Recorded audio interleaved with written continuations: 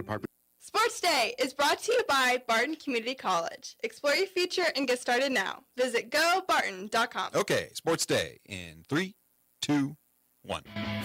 And he's super coachable, and that's what you like about Caden. He's mature, and he's really seizing his opportunity, because I think last year he did get in the weight room and set himself up to play some Division II football, but I think he missed it.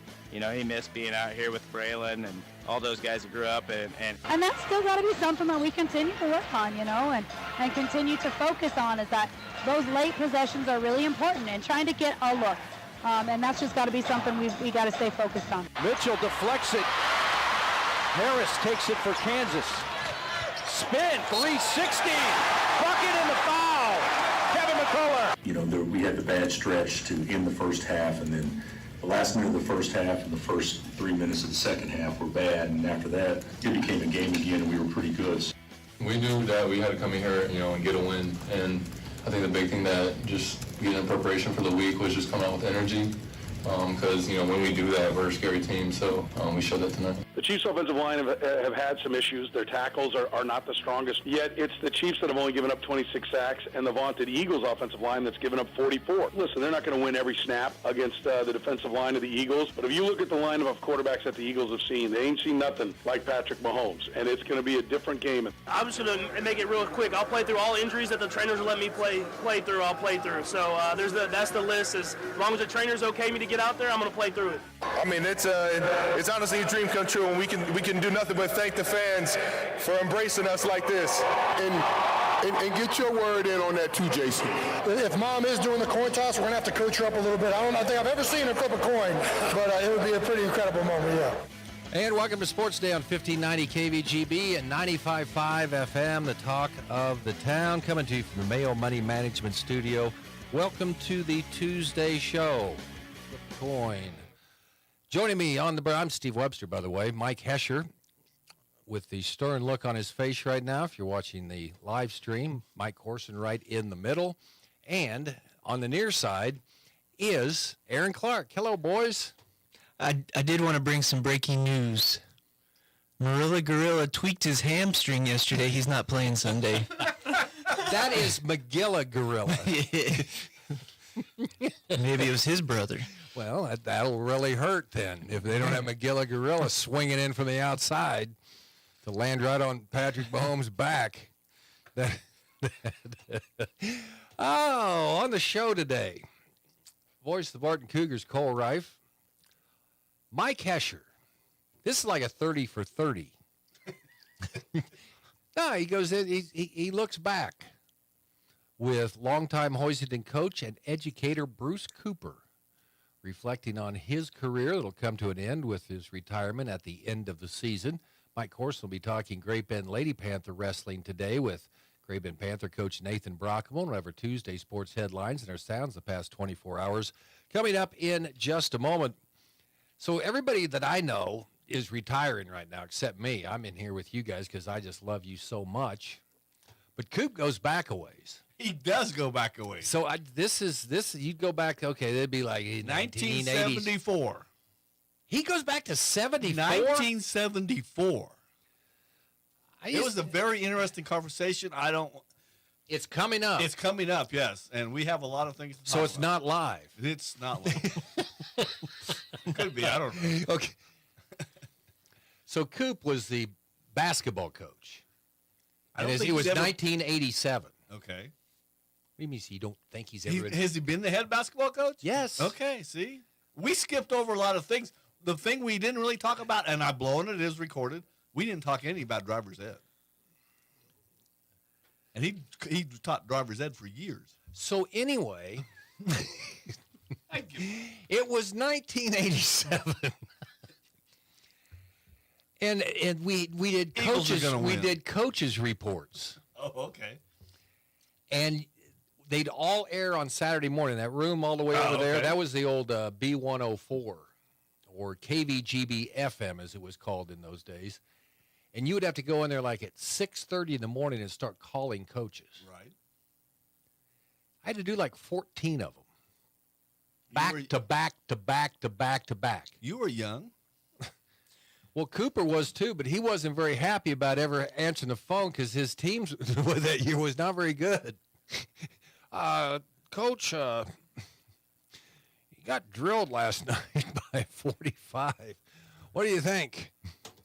He's mellowed some since then. I think he's mellowed some since then. So that's coming up live here on Sports Yes, Day it is live. with Mike Escher and Bruce Cooper. So looking forward to that. Okay, sounds the past 24 hours or so.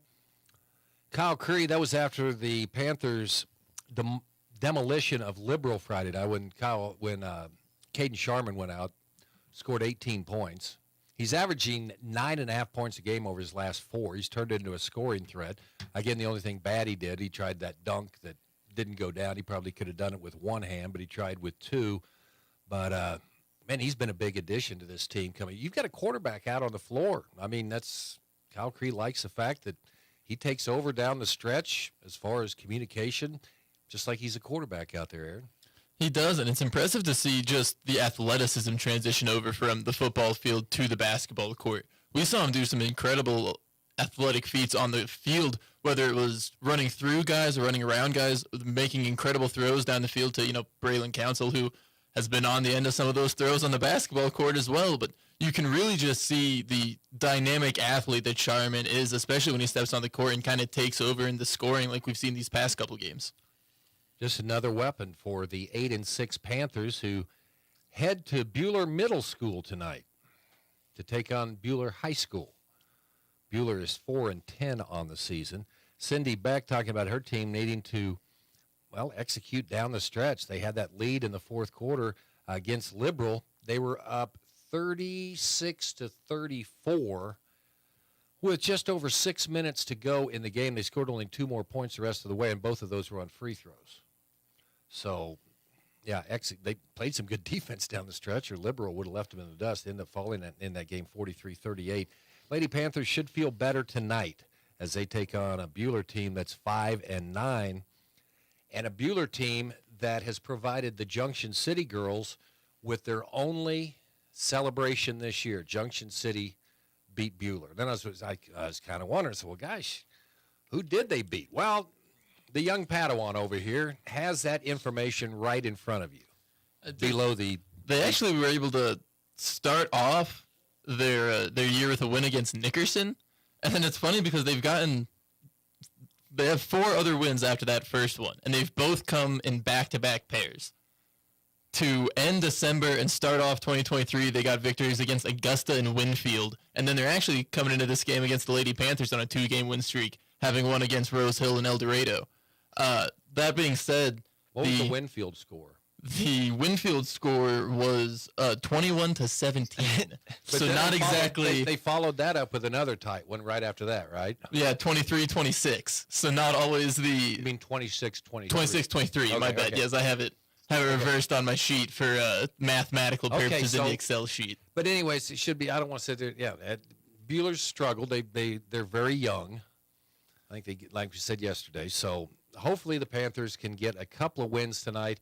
Hopefully they both go down to running clocks in the fourth quarter. It should be. In our last little bit about our Lady Panthers, they're actually on their hottest shooting streak of the season these last 5 games. They're shooting above 40%, right at 41%.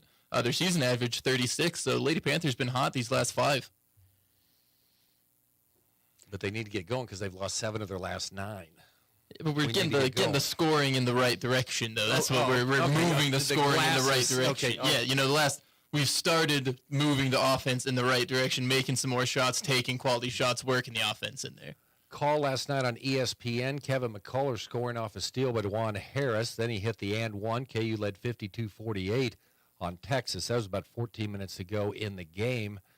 KU beats the Longhorns last night 88-80 at Allen Fieldhouse. KU had a 14-point lead in the first half, hung on to win it. Grady Dick, 21 points. Harris, DeJuan Harris was 17, 6 rebounds, 5 assists. Jalen Wilson scores 2 points. Ending his streak of 25 straight double-figure games. Bill Self talking about that, yeah. You go in there and say, okay, before the game, okay, now Jalen Wilson is going to score 2 points, and you're only going to hit 2 3-pointers the entire way. I wouldn't have given much of a chance. I tell you, 6 minutes to go. It was a 6-point game. Grady Dick hit one of those 2-pointers, makes it a 9-point, goes right down and gets a steal. I believe that was basically the turning point where Texas wasn't going to come back. Marcus Carr's pretty good. 29 for Texas. The league is just eating itself. It is. That's a good way We to get put them it. into the top 10. Well, we had 3 teams in the top 10 here lately, and they beat each other out. So I think it'll be deceptive come tournament time. But that's what I was going to bring up. I think rolling into March, we may see some mid-seeds from a lot of the Big 12 teams, and I think we could see them advance deceptively far into the tournament. If the NCAA doesn't put them all on the same side of the bracket. That's true. Hate those matchups. They figure them out, I guess. Grady Dick talking about the win last night as well. So KU, they play at Oklahoma on Saturday. Texas now leads KU by 1. Iowa State by a half game. Iowa State could move into a first-place tie. They play at West Virginia on Wednesday. And Kansas State tonight, trying to end a 2-game losing streak against TCU, which is rather a large game tonight in the Big 12. It's just kind of weird that I didn't even know. Did you know that North Carolina played Duke over the weekend? I read about it, yes. The NFL just keeps going deeper and deeper, and college basketball keeps getting pushed further and further. It's become like a 5 or 6 week season for college basketball now. And they didn't even really talk about the game. They talked about the how the Duke crowd was insulting the North Carolina players.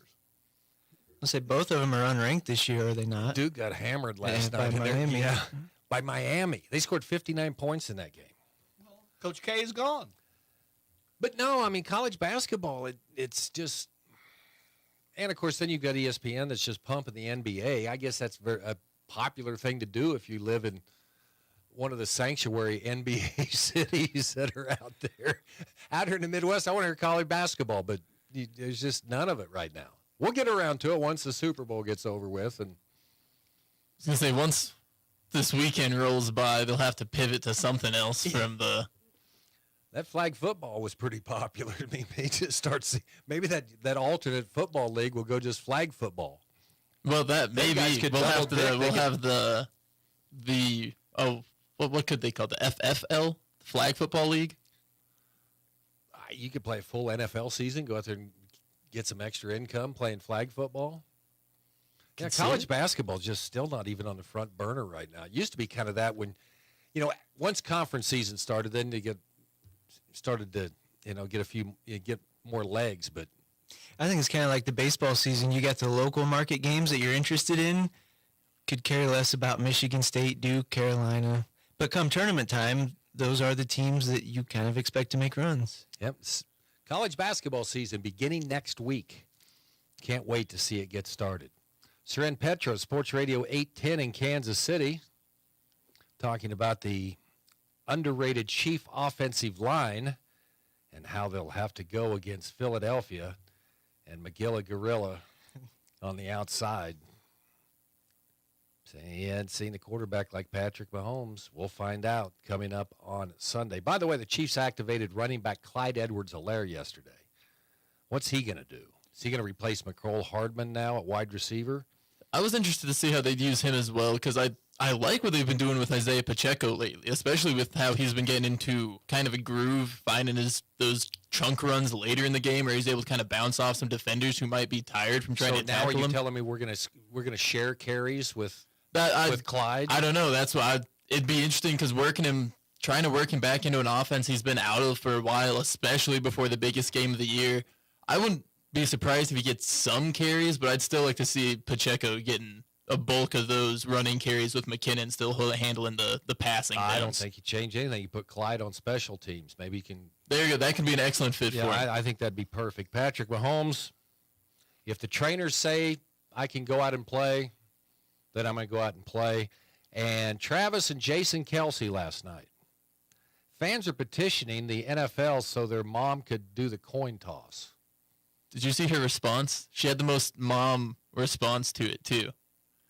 She said there's been so many so many guys who go out there and give their blood, sweat, and tears on the field, and she's just a mom who's never played football, so she doesn't think it's her spot to flip the coin. And I just thought that was such a sweet answer, like such a sweet answer from a mom. It's like, you absolutely deserve to flip the coin for that answer. Is that alone. even that they're not even considering that, are they? No, I would imagine not. That's just one of those silly little Well, it's a petitions Super Bowl, someone so started. they probably that- have some celebrity coin. yeah, tosser exactly. coming That in. was settled like 6 years ago. Who's flipping the coin? Come on. Okay. So there you go. Sounds the past 24 hours. High school basketball last night, in case you weren't paying attention, the Hoiston Winter Jam came to a conclusion last night. They got him in. They got him. I couldn't talk him into letting me go broadcast. No. The boys' 7th place game won by Cimarron, 60-29. The 5th place boys game won by La Crosse, 64-44. And let's see, there was a couple other games last night. The 10th ranked Wilson girls beating Tescott by the score of 34-24. High school basketball tonight, Liberal at home against Guyman, Oklahoma. The charter member, or associate member of the Western Athletic Conference. Hayes is at McPherson tonight. No league games. Of course, we're waiting for Friday when Great Bend goes to Garden City. Mike Hesher heading to Smoky Valley tonight. Viking Town. Cardinals against Smoky Valley. Vikings are playing well, both girls and boys. It'll be a tough matchup tonight. Gary Wagner and Buddy Tabler will be cruising through Great Bend. If you want to go out on the west side of town, go out. The best place is to see them when they come in on the curve, and you can wave to them before they head on through town on their way to Hillsboro tonight for the Larned Indians Hillsboro Trojan game. You got your mayor banner? Welcome, Mayor. Welcome. Larned on Hits 106.9. Hoisington is on 100.7 Eagle Country. Ellenwood's at Central Plains tonight. St. John at Otis Spice and Maxville at Kinsley. Wilson at La Crosse. Sylvan Lucas at Chase. Norwich at Stafford. Pawnee Heights is at Deerfield. You can see all the rest of the area matchups on GreatBendPost.com. And Zach Greinke can earn up to $15 million in his one-year contract to return to the Royals. That's the incentives. He had a $13 million salary last year. His deal calls for $8.5 million this year. If he pitches 135 innings, he would earn at least $13 million. Greinke has $7.5 million in performance bonuses for innings from 90 through 185. And if he's the World Series MVP, he gets $100,000. I think he cannot count that money as a possibility. That's all he's getting if he was the. Is that really in the contract? That's in the contract. That's really $100,000. $100,000. I'm pretty sure that's what I read. Who do you think pitched that? Like, was that him being like, all right, if I get it, I want something? Or was that the Royals being like, hey, man, if it happens, we're not saying it's not going to happen, but if it happens, here's what we'll give you. Who came to the table with that one? Well, if he's got it in his contract, shouldn't he go place that bet out in Vegas right now? What are the odds? $1,500? $3,500. Yeah. Hey, Cole Rife. But this guy knew there was a Duke game last night. No, I'm going to ask him about that because that's what's happening in college basketball right now. Okay, Aaron, what do you got? We had the Twitter machine report. Jordy Nelson, the Scott City native, Riley, yeah, sorry, my bad. Apologies to Riley. About 10 years ago, set the Packers' all-time Super Bowl receiving record against the Steelers. So Kansans doing things on the big stage for a team that's had some pretty solid receivers in the championship game, dating back to Doc Hudson for him. Okay. You want more? I got something. Sure. Yeah, I actually meant to get this in yesterday. Trevor Hudgens. Do you remember him at all? He was a Manhattan product a couple years ago. He's playing in the NBA G League right now, and he currently leads the G League in three-pointers. And so in a couple years, we may have a local Kansas kid who went to school at Manhattan, didn't transfer out of there, went to Northwest Missouri State for a time, was a dynamic player there, had offers to go D1 out of there for his final year, chose to stick it out at Northwest Missouri State, and is now lighten up the G League, and we could see him with a real shot at an NBA future here coming up. Is that the way it goes? You go to the G League and then you just... Not always. That's the thing. Like, it's not a common path that is necessarily ideal for players, but he's really making it work, and it's exciting to see.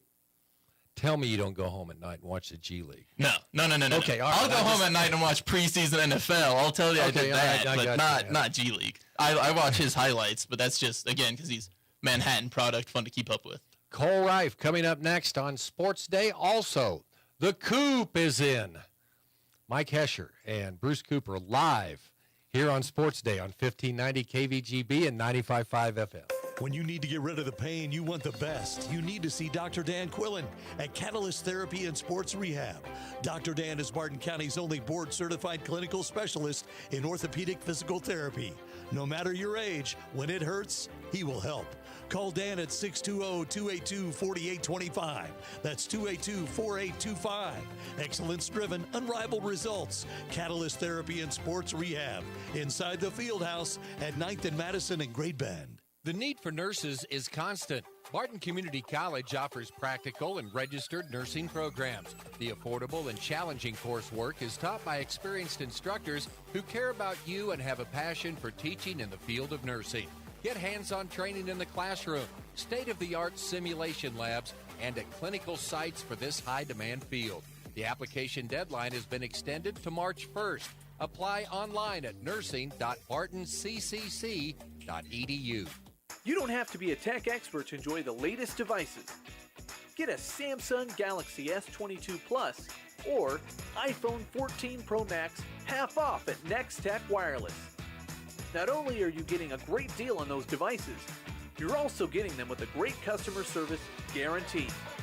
We'll help you get your information transferred from your old phone and help you learn the ins and outs of your new phone.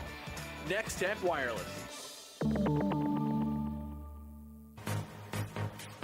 He's the voice of Hoisington High School football, the Barton County, the king of the tweeter machine. It's Cole Reif on Sports Day on 1590 KVGB and 95.5 FM. Welcome back, Sports Day. Cole Reif with us here today. I'm not bagging on you. I'm going to throw this out right now because you came in wearing your Duke shirt today.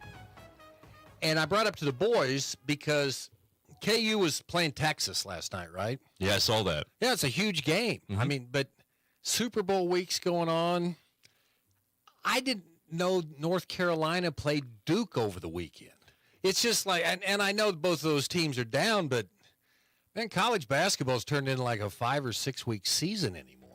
Yeah, it actually, that Duke North Carolina game turned into one of the better games they've had in recent past. And they've, obviously they had some doozies. It came down to the wire, and Duke was able to narrowly win that ball game. But that Saturday, Monday turnaround is tough for all of college basketball. Yeah. And man, did it look tough last night for Duke against Miami because they forgot to show up for that ball game. What about the interest in college basketball nationally right now? I love college basketball, but you can't find it. I mean, we talked about it, in years past on the show. I think college basketball has taken, and college sports in general, have taken a significant hit just because of everything that's going on with the NIL and, up in the air as far as what status it is, people opting out, not going to play collegiately because they're just going to go straight to the pros, whether they go overseas, a number of different factors. It's never going to go away. We're always going to have the entertainment of college athletics, but it's definitely taken a hit over the last few years. Okay. And then hold on. I was in the green room, listening to the show before my appearance, and I hear all this Big 12 talk, and I know that I'm not on the show regularly anymore as someone that can provide a non-Big 12 outlook on it, but good God, all these Big 12 teams beating up on each other, going to go into the NCAA tournament and just have their way with those peons out of the ACC and the Big East and the Pac. It's all Big 12. Probably going to have 3 teams in the Final Four for the Big 12. Come on. Outside of Texas, Iowa State, KU, K-State, Baylor's on the fringe for me. TCU's on the fringe for me. Like, come on, let's get past this Big 12 outlook. There's here. something about sitting in that chair because that's where that information was coming from earlier. Okay, right there. Well, I saw all the heads just nodding here. Big 12, Big 12, Big 12. Okay. Well, it's good. It's a good conference this year. You can make an argument it's the best, but I don't know. Think is there a great team in there? I don't know if there's a great team out there in college basketball this year. I mean, Purdue's okay, but I just get it's a Big Ten. Come on. Okay. I mean, who? No, I was just listening. You know, not just a non-Big 12, bystander. Well, out listen, there. it's that 6'7" guy, man. It's whatever he says. And Well, I think just, Aaron is the only person that can provide some non-regionalized outlook on the topics in this in this room now. Like, I feel like you, Corson, and Hesh are all just going to be in unison. So I put all my faith in Aaron Clark to provide some of the other side to this show now. Well, there's a lot of pressure on the young guy. Well, there is. He's coming and he's bringing it too, but he's probably the only one that can get you fired up. Because I don't see Corson or Hesh really going against you. So, well, the Eagles stuff is going that way. And I told you our ratings were through the roof when we disagreed, and when there was anger in our voices. So that's on air now. His face got red yesterday. I just said, McGill a gorilla. I brought that up, and Corson just loved that, So what do you think? The Eagles going to walk by the Chiefs and beat them by 2 touchdowns? Oh, I don't know about. We're switching topics here. I don't know about that. I wouldn't say that, but I think Eagles are definitely favored. Obviously Vegas has them favored, yeah. But I think even all the analysts are predicting that. And I get it. I feel good, better than I did going into the Tampa game. I don't know. I just don't think Eagles are a team you want to play from behind with. And Kansas City's obviously had that tendency. When was the last time they blew somebody out? The Vegas game? That was probably the only game that they had a blowout. So I don't think the Eagles are necessarily a team you want to cat and mouse with throughout the ball game. They're not chump change, but I don't think they're going to walk over to the Chiefs. No, I don't think so Tampa either. They did. No. I don't think you completely shut him out. And I think, Mahomes will be just a little bit better, as far as his mobility. So, and it's the last game of the year for him. You're going to lay it all out. So, the ankle will be damned. So, I don't know. They'll be okay. They'll be okay. I have faith in them, but it'll be tough. Oh, yeah. But I think they're going to win. I really do. For the legacy of Mahomes, he has to win. I agree. He has to win this one. The legacy. That's all we talk about anymore. The spoiled Chiefs fans over the last 5 years. It's not about, okay, we got a Super Bowl. And, I it's love about how that. many more. I love the fact that I'm a spoiled Chief fan now because I grew up around spoiled Bronco fans, It's our turn. It's our turn. It's our to be turn. Spoiled. Okay, thanks for coming in today. Yeah, no problem. I just had some things on my mind. Okay, you got those out. Very good. Barton women move up 18 this week, and this is a week they got to make some hay. Yeah, I think so. Yeah, Cloud's struggling. Cloud hasn't. That's who they play tomorrow night here at home. So since they played Cloud in December, I think the Lady T-Birds are 5-7 since that ball game back in early December. So yeah, this is an opportunity to, and then you go out to Pratt on Saturday, and Pratt's knocked off some people at the Beaver Dome, but Barton beat them by 40, I think, in that ball game in Great Bend. So yeah, this is an opportunity to get a couple wins, maybe inch up a little bit closer, maybe gain a spot or two in the polls, and kind of bolster your record, get over 20 wins. 45 years, because Barton's 19-4 on the season. 45 years now. This is the 46th year of women's basketball at Barton, and they have been 20-plus wins 31 of those 45 years. So that's pretty good run. Yeah, they've had some good runs, so they'll have a chance to do so again tomorrow. Is there any chance Dodge could slip up? No. Yeah. Okay. No. Thank you. Biggest chance will be tomorrow. They play Butler, but it's at Dodge. Butler's now climbing one spot behind Barton in the polls now. I think Butler's won. I don't remember the streak, 8 or 9 games in a row now. So they're humming right now. They're playing really well. That'll tell me a lot. I think even if Butler wins that game somehow, I think Dodge still has it. I mean, because then you'd have to look for another screw up. This is their toughest test outside of playing Barton at the end of the year, because then they go to Hutchinson on Saturday. So if there's any hope whatsoever of seeing the Dodge women slip up, it'll be these next 2 games.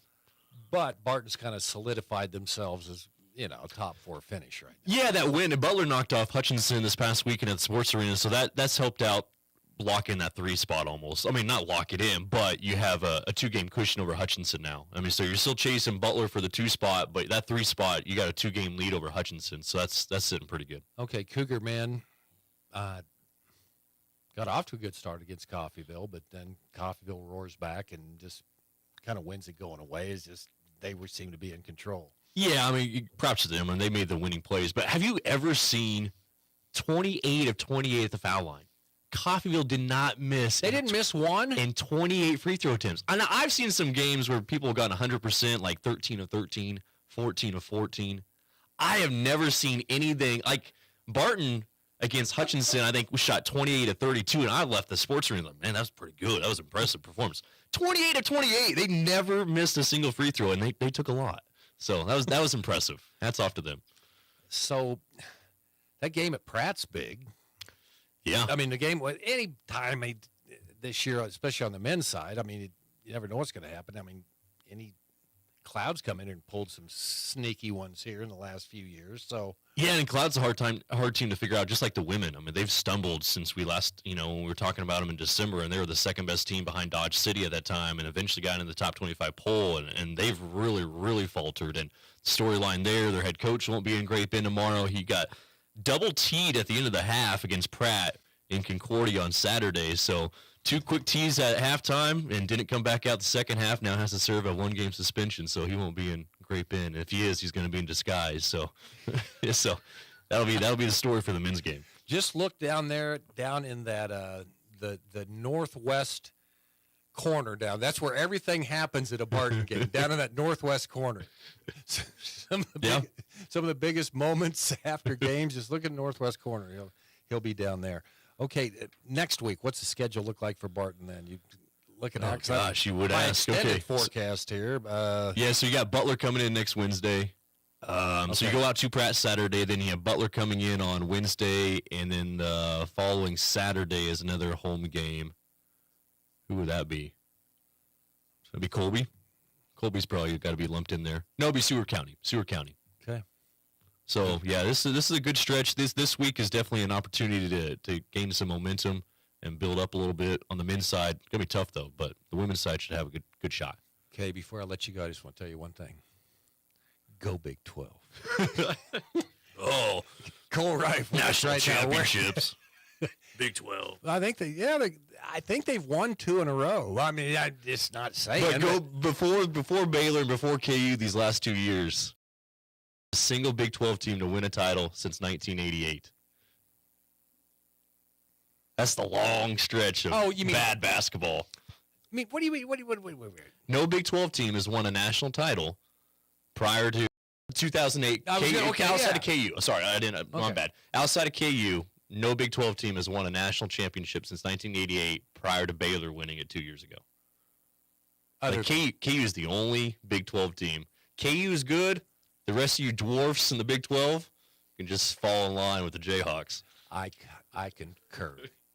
Sports Day rolling on after this. Hey everyone, this is Cole Rife, voice of the Barton Cougars. Attending sporting events for Barton Community College is great, but did you know you can support the athletic teams even further by getting involved with the Cougar Booster Club? The Boosters help with fundraising for equipment and facility upgrades to give Barton athletes every opportunity to keep succeeding at the regional and national levels. Join the Cougar Booster Club as an individual or business. Call 620-792-9377. Become a booster today. Go Cougars.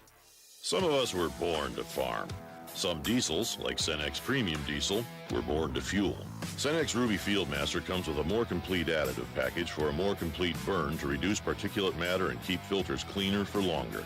Fuel your equipment like a pro with Cenex Ruby Fieldmaster and leave typical number 2 diesel to the amateurs. Cenex Premium Diesel. Diesel that doesn't mess around. Contact American Plains Co-op in Great Bend, your certified Cenex distributor today. Receive only the finest granite, quartz, and custom installation from J.R. Granite, Ellsworth. Co-owner Robert Hicks. One thing you won't have with me is a pressured sale. The natural beauty of stone sells itself. I suggest customers take their time and choose exactly what they want for material. This purchase will most likely last you a lifetime. If you're even considering buying countertops, now's a great time for a free quote. Delivering nature's durable beauty that exceeds your expectations. J.R. Granite in Ellsworth. Listen up, folks. We've all had enough of these dang supply chain problems causing delays of half a year or more. But I've got good news for y'all. Riches Automotive, your trusted local Napa Auto Parts store in Great Bend, is here to save the day. Mark your calendars because the annual Napa Filter Sale is coming to town February 13th and 14th. That's right. So head on down to 2501 10th Street in Great Bend and let them show you what they're made of at Riches Automotive. Welcome back to Sports Day, and today we're joined by a very special guest. He's a longtime educator at Hoisington High School. His name is Bruce Cooper. And, Coach, we're going to start at the beginning because you've been here for a long time. You came from Hoxie. I know three things about Hoxie. Hoxie Implement, Hoxley is great in wrestling, and also the Hoyts, JC and I believe Shelley was her name, great coaches. What do you remember? What do you remember about Hoxie? It's been a while. I still have family there. So I got a brother and a sister there, and a sister-in-law and a brother-in-law. But I remember the irrigation. Hoxie's known for their crops. I mean, you can't go from Hoxie to Colby without seeing a irrigated field one side or the other. Okay. That's what I remember. That's wrestling. That's and wrestling, yes. I've worked at Smoky Hills Public Television, and we did 3 or 4 of those wrestling tournaments, and it was wrestling obviously is very big in the Northwest. Then you went to Fort Hays, and I'm assuming at that time it might have been Fort Hays, Kansas State Teachers College. Is that correct? No, it was Fort Hays State. They were Fort Hays at that time. Okay, already. So what do you remember about your time at Fort Hays? Oh. Do you remember anything about your time at Fort Hays? Yeah, no, I was a good student. I went to class a lot. Okay. I think if you didn't study, you were in trouble. I also remember my friends talked me into going out when I had a final. It might have been A&P. Oh, you can study more. Here, we have some no-dos. You can use those instead. That's what I remember. It didn't work. It didn't keep me awake. I didn't do very good on that final. Okay, so that's the quick. The other thing. Yes. Streaking. Pardon me? Yeah, streaking. Oh, streaking. Oh, okay. That would have been that time, huh? Yeah, that was the peak of streaking. All of us went down to McMidas Hall and watched it. Okay. One of my friends wanted to join in, and I said, "No way, man, I'm not going." But there was a gang. It was spring break. The start of spring break, and we all went down to McMidas Hall, and that's another big thing. Maybe I ought to give you something positive about Fort Hays. It was small enough, Mike, that you felt, it was a little bigger in high school and more, more classes and more difficult. But it was a good school. So what I remember about Fort Hays, and this is really not, I was able to, it was small enough in radio television that we went out and partied with some of our instructors, which maybe isn't the best thing to do, but we partied with some of our instructors, so it was nice. And then what I really found interesting was you were a student teacher, you got a job at Hoisington High School, and you never left. So what'd you do as a student teacher? I applied for 3 schools. At the time, you put down where you'd like to student teach. And I had a good friend named Lynn Nooch, and we wanted to live together while we were student teaching. And we didn't even put Hays down because we knew we wouldn't get it. So we put Russell, both our number 1 request, and then Colby, because we could live with my parents and drive to Colby in Hoxie. We could live in Hoxie and student teach in Colby. And I said, what are we going to put for the 3rd? He said, let's put Hoisington. I said, Hoisington? What do we know about Hoisington? He goes, that's it. We know nothing about it. So we put that, and I'll be darned if he got Colby and I got Hoisington. Really? So he's left. He's retired, and he left there after a few years, but and has since retired wherever he went to. But I put it down, and the principal called me, Harlan Boy, 1974. And called and said, "Hey, only way you can student teach here is you stay on and continue teaching," because they had a guy by the name of Dale Phillips who left and went to Colorado to teach, and they couldn't withhold his teaching contract teaching certificate for breaking contract, so they were out of luck. They were desperate. And then, as we talked about, you have never left. And then, how did you become a coach? I mean, because you coached pretty much every sport there that I can think of. You're known for golf. I know you've also been the basketball coach and the girls' basketball coach. How did you get into the coaching aspect? Well, when I came, I actually went and talked to Dick Baker, not knowing that he was a principal here just years before. And he was my advisor at Fort Hays. Did you have him? Do you remember him? No. Dick Baker, Dr. Dick Baker. Nope, that wasn't. Well, we were all radio TV, so we had Jack Heather, who was a longtime instructor there. Well, anyhow, I went in and talked to him, and I said, "Hey, Hoisington called and said that I can student teach there. The only way I could is if I stayed." And I said, "I think I'd like to do that." And he goes, "You don't want to do that." Not knowing he was a principal here just a couple years before that. He lived on Main Street where Stevenson's lived. Okay. And anyhow, I said, "But Dr. Baker, they're going to give me a job." He said, "Yeah, you're better than that. You can go someplace else." Really? I said, "I know, but I'm going to get paid." And he said, "All right, if you do go, you make sure they pay you for your student teaching." I said, "Okay." So I came down, drove down in the ugliest suit you've ever seen. I can remember wearing that. I came in at front doors of Hoisington, and Harlan Boy was the principal. And he had overalls on, and he was working on something in the hallway. He had overalls on. Huh? He had overalls on. He was the principal. It was Saturday. Okay, all right, okay. And so I said, "Can you know where the principal is?" He goes, "I'm he." His office is right there. So he said, "Come on in. Walt Smith was the soupy. You'll be here in a little bit." So we went through the interview, Mike, and got done. Two things. They said, "Hey, you're gonna help John Hooter be the assistant basketball coach. So we got a pretty good team. We got a 6'8" player freshman coming up. You guys ought to be pretty good." And that pays $400.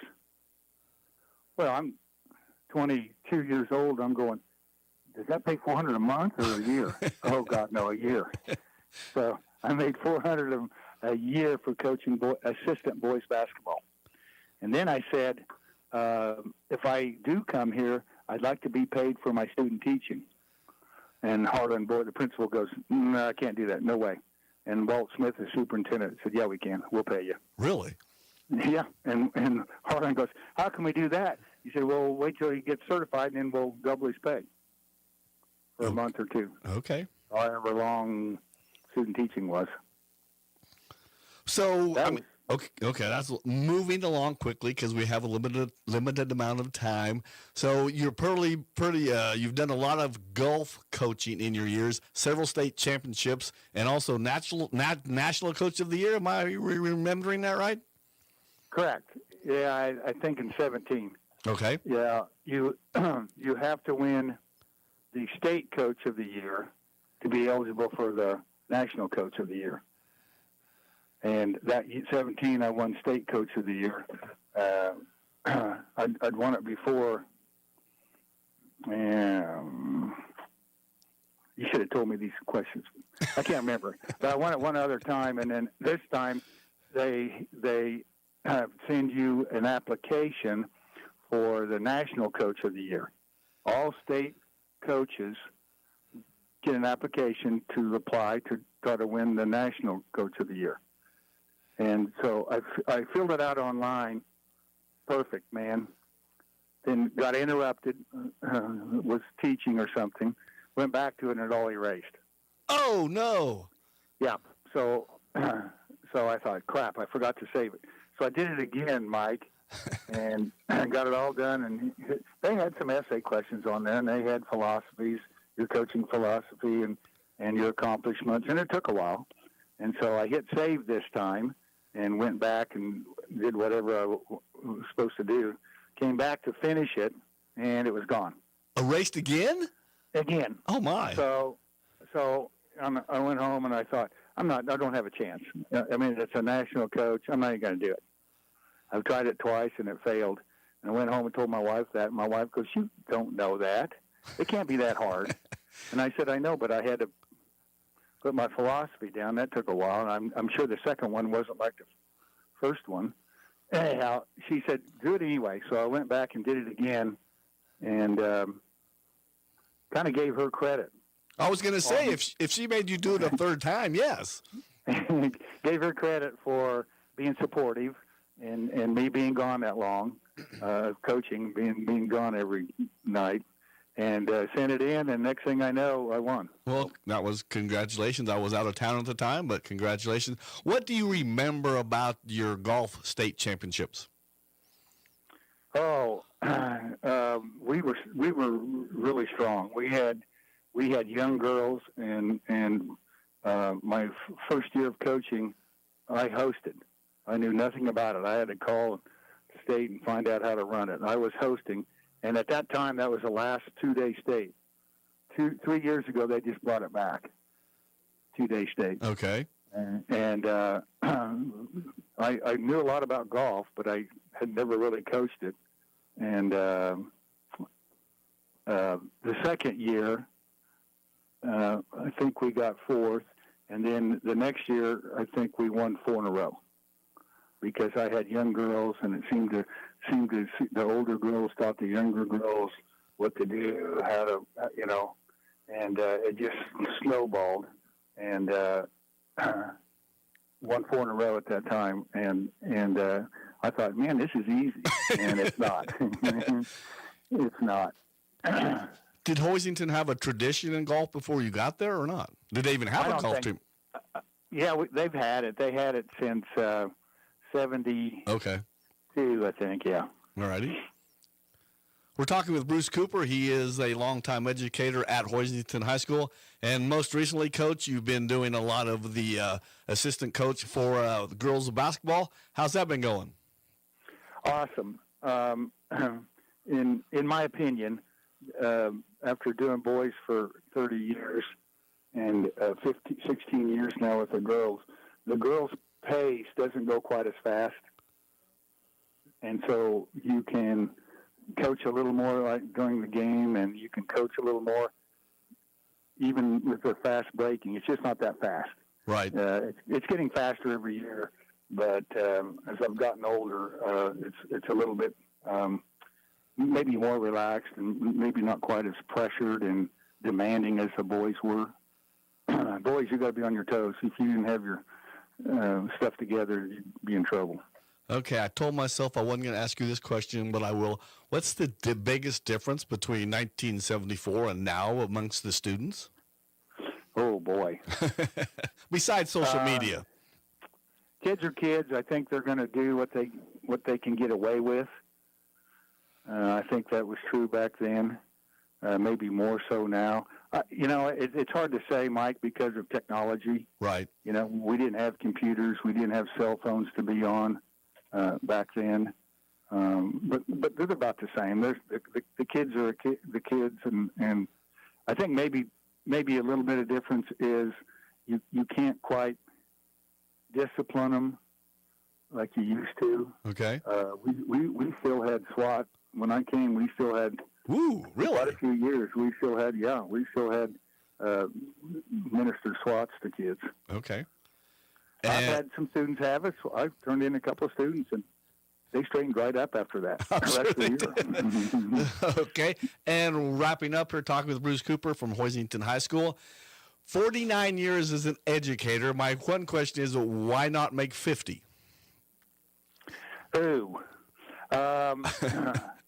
I think I would be doing it just to make it 50. Did you get to that number? That makes sense. I don't think I'm ready to go out. I think. Okay. I think they say when it comes, and I think I'm ready. So I think if I did it, Mike, it'd just be, I'll go 50. Just make it 50. Right. I don't want to do that. Just to get a round number, I understand. And what are your plans after the year is up? A lot of golf, I'm guessing. Yeah, we're going to play a lot of golf. Some people say I don't know how much more you can play, but I think I'm going to spend more time with my family. I think with even my siblings. Right. I think in 49 years and coaching for that many years, that takes time. Right. I don't know, unless somebody has done it, they don't know how much time it takes. Practicing and then meets or games or whatever. The windshield time? It's the windshield time, getting back from a game at 11:30 at night. Yes, I understand. Yes, and my age, you worry about fatigue a little bit on those trips. But I'm going to spend more time with my family, my siblings, my kids. I'm going to spend more time with my kids. All 49 of those years, we raised 5 kids. And, of course, almost all of them came in, and I got to coach them. Right. They came into programs that I were coaching, so that helped a little bit. But also I have grandkids that I'd like to spend more time with. And my wife. My goodness. What time I have taken away from her. I know you can't make it up, but I'm going to try. I wasn't going to forget about asking about her, but since you brought it up, I'm glad you did. Well, Bruce, we are out of time. I thank you for the conversation, and good luck in your future endeavors, sir. Well, thank you, Mike. I appreciate it. All righty, that is Bruce Cooper. He is a longtime educator at Hoisington High School. He's retiring after this season of 49 years, and he came there as a student teacher, and he never left Hoisington. We'll be right back with more Sports Day after this From the Mail on Money 1590 Management Studios, KVGB at 95.5 1590 KVGB, Great Bend, and 95.5 FM K238CK, Hoisington. Venture Corporation is a homegrown company with almost 50 years of experience in asphalt, paving, and construction. They have quite a few jobs scheduled for the new year, and they need equipment operators, mechanics, and CDL drivers. Venture offers many benefits, including 401k and Blue Cross Blue Shield health insurance. Call Leslie for all the details. Work for a family-owned and family-oriented company that is here today and will be here in the future. Venture Corporation, South Highway 281, Great Bend, is an equal opportunity employer.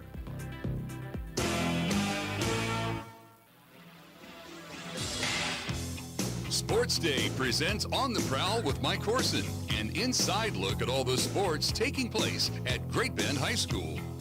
Welcome back to Sports Day, 1590 K55 FM. Mike Corson, joined once again by Panther Wrestling coach Nathan Braukelman, talking about the girls. A pretty big week for them as well. Yeah, the girls wrestled well. We got a win at home against McPherson on Tuesday, traveled down to Liberal on Thursday, got another road win, got our first win in WAC, so I think we'll realistically probably finish 4th. I know there's some WAC duels this week still, but we'll probably finish 4th, and then we got to go up to Phillipsburg, and everyone kind of got 2 to 3 matches, and we're able to kind of brush up on some things before heading into regionals this week. And we'll go back to Liberal on Thursday. That was a close one, so pretty pleased to, I know the WAC has been so tough with Garden and Dodge, so get the close win in a duel. Pretty pleased to do that this late in the season? Yeah, it was nice to get a close win like that. It was a true team effort, and anytime you win by 5 points, 6 points or less, it's basically just a one-match swing. So our girls battled well, and we were able to come out on top over Liberal and ruin their senior night, which is always kind of fun as well. And it was pretty much in the balance going into the 155-pound match. Is that something where you had planned to wrestle Melissa Martinez, or do you throw her in there because they have an open weight? We threw Melissa in there because we had our Sheriff Stevens was sick, and our other Paige Sanders was hurt, so we didn't even have either one of them in. And I knew we didn't have a 155, and I knew they were open, so we brought Melissa in to fill in for us. She is our JV 145-pounder, but she was able to fill in and take the forfeit. Which is big when you look at the final dual score. We win by 5 and a forfeit 6 points. So we don't bring Melissa down with us to let her take the forfeit. We don't win that duel. And then Leah Noakes kind of sealed the deal for you guys at 170. She gets a 87-second pin, so a little bit more pressure in that match than usual? Yeah, quite honestly, I don't think the girls quite understand the pressure part of a duel yet, and that's just something that's still kind of new to a lot of them. You know, we haven't really wrestled a lot of duels. We've only wrestled maybe 15 duels total in our entire season, last three years. So sometimes, you know, I try not to put that pressure on some of those girls because some of them don't handle the pressure very well yet, and we're still kind of trying to work through the pressure side of things. But I don't really think Leah really knew that kind of came, Leah and Natalie both, and even Yarlene. We had Yarlene Granados filling in at heavyweight for us. I don't think the three of them knew that it basically was going to come down to those three. You know, the boys kind of can get it figured out, but you know, I tell the girls, you know, every pin matters, and not getting pin matters, and filling in all the blanks with how the team points work. But you know, I don't think they truly understand it until after a duel's over, and then they're kind of like, "Oh yeah, coach, you were right. It was only one match away from winning that duel." And if we finally were able to come out on the positive side of winning a duel when it comes down to some of those just key matches. And then up to Phillipsburg on Saturday, kind of some funny brackets there. Sometimes the girls struggle to fill brackets, but in this tournament there were sometimes A, B, and C brackets with just a handful of girls instead of one big bracket. Kind of a weird day to wrestle. Yeah, it was kind of different. They ended up dropping the JV boys side of the tournament because of entries on both boys and girls, and because the entries on the boys side was so high as well, we had to just kind of match up basically during weight class and skill level. So some of the results, you know, don't look very good on paper, but you know, for example, Kaylee McMullen got thrown in a bracket of 4. She had I think it was Herla from Rossville, who's I think a 2-time state champion. She had the Rodriguez girl from Garden City, who is number 2, I think, in big schools, and then she had the Hahn girl from Stockton, who I think is the returning state placer, ranked 3rd or 4th. So she's right in there with probably 3 of the best girls in 120 in the state of Kansas, and unfortunately she goes 0-2 and takes 4th. But otherwise, most of our girls were able to find some success and find some positive things inside these smaller brackets. Talking to Panther wrestling coach Nathan Brockelman. A couple of the winners, we usually expect Daisy Gomez to win, ranked number 3, so she gets stuck in the A bracket at 125 and pins 2 of her opponents. And then there was a B bracket at 125, and Braylon Turner goes 2-0 to win that bracket. Yeah, I was super excited for Braylon. You know, she's kind of stepped in and out of the varsity lineup at times for us, and you know, she's been super positive. She doesn't care if she has to wrestle 125, 130, 135. She does whatever's best for the team and whatever's asked of her. So, you know, we're excited for her future. So it was nice to see her go 2-0 to end her freshman season, and she'll come in this week to kind of make sure no one gets hurt the week of regionals, and we're just excited for her future. Another big one, just because they were so fast, Sierra Ferguson was in the B bracket at 130, wins one match in 14 seconds and 72 seconds for the other one for first place. Yeah, I tried to get Sierra in the A bracket. She just hadn't had a lot of matches with some injuries, being banged up this year, coming off that shoulder surgery from last year. So we weren't really able to get her in the A bracket based on her record for this year. But, you know, she was able to at least get 2 matches to improve up to 6-4, which will let us at least get seeded at regional. Being 500 and under 10 matches, there's not a lot you can do this late in the season as far as trying to get them up in an A bracket or seed them at a tournament. So, you know, it's a good thing that we at least went 2-0 and got a little bit of mat time before heading into regionals. And one more from Phillipsburg. Katie Kuhlman was at 135.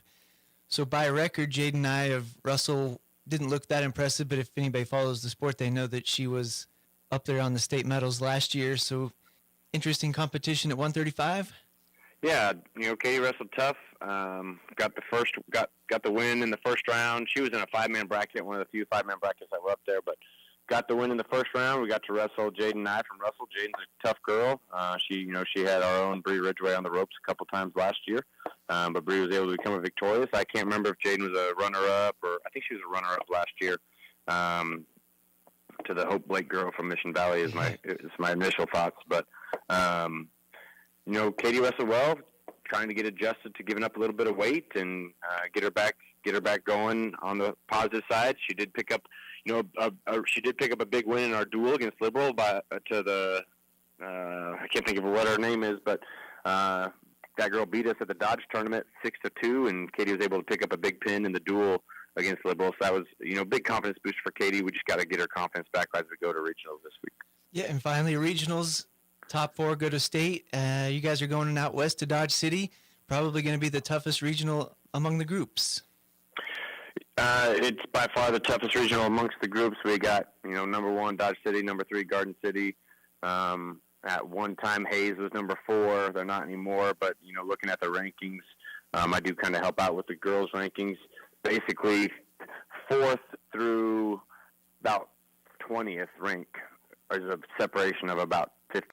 So, then looking at, the ones that the public can't see, the 11 through 20, there's a good handful of everyone that's at our regional that's going to be there. So it's by far the toughest regional. I hope either Keisha decides to go to the super regional on the girls' side in the future. I think that'd be a little bit more beneficial, as well as or splitting it 6A, 5A. I don't know what the breakdown is for each classification for girls, but I'm sure it's going to be a coming change in the near future. Well, good luck out there, Coach. Thank you.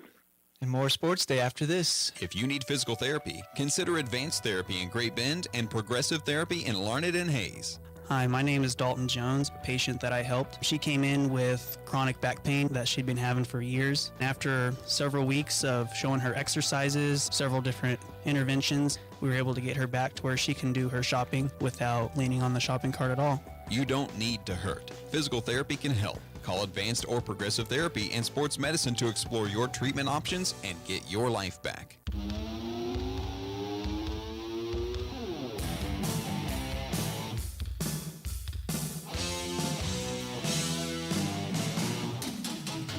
As they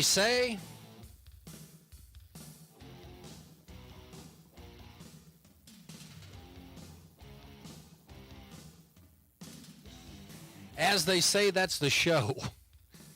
Good stuff today here on the program. Talk to you tomorrow. Talk to you tonight on B1043 The Point for the Panthers and the Buhler Crusaders.